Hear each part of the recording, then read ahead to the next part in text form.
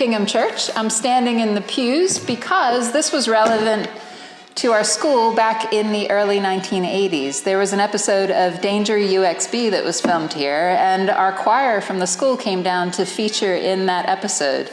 Mark Huckle went to visit a few of the boys that were in the choir in Cornwall a few months ago, and that's what this piece is all about.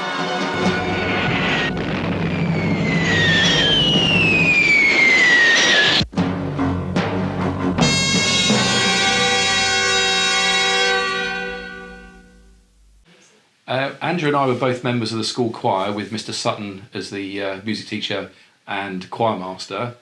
And one day we were called in and ITV were filming a serial in Kingham Church called Danger UXB. The UXB stood for Unexploded Bomb. And there were some fairly good actors in it. Anthony Andrews was one of them, and they needed a choir for a funeral scene. So we were all invited down for the day to go and, to be in this episode of Danger UXB. And one of the bomb disposal guys had been killed, and they needed a choir for the funeral scene, so we went down for the day. I actually know this, right? But it's I think it's episode 10, Butterfly Winter. Yeah, it's Butterfly Winter. And sort of one of the key here, or one of the heroes gets killed.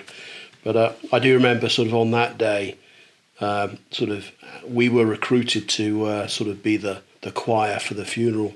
I think we got paid the princely sum of £10, and I remember the school getting £10 as well for each boy that did the scene.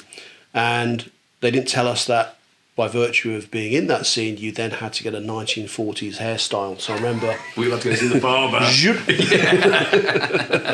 We're stuck with me forevermore anyway, so...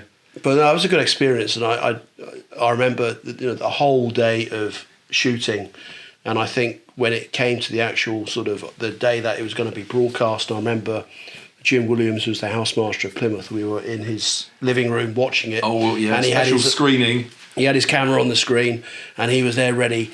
And, it was 3 seconds. The whole day, it all came down to 3 seconds of one pan of the choir, and that was it. This town will remember him and his brave colleagues from the Royal Engineers Bomb Disposal, who came to us in our hour of dire need, of greatest peril, with fearlessness, with skill. That was it.